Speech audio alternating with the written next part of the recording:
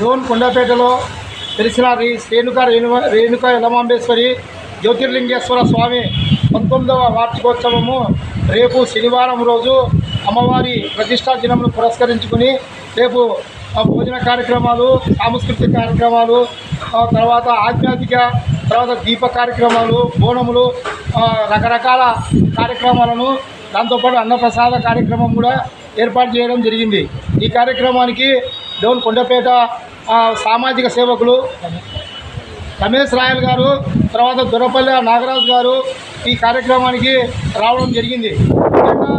శ్రీ రేణుక యల్లమాంబేశ్వరి అమ్మవారిపై వ్యాసరచన వక్తృత్వ పోటీలు విద్యార్థుల ద్వారా చైతన్యం తీసుకురావాలని చెప్పి ఏర్పాటు చేయడం జరిగింది.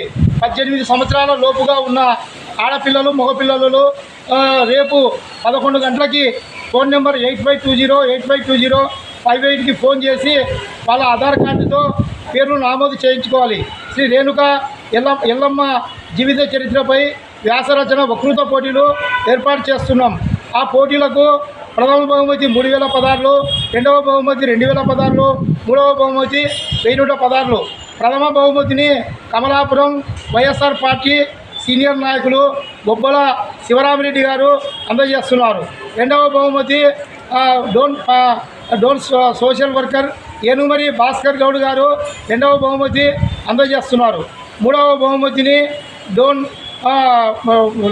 ఆంధ్రప్రదేశ్ రాష్ట్ర బీసీ సంక్షేమ సంఘం రాష్ట్ర ఉపాధ్యక్షులు కమలాపురం మధుసూదన్ బాబు గారు మూడవ ప్రైజుని అందజేస్తామని చెప్పి వారు మాకు డబ్బులు కూడా ఇవ్వడం జరిగింది.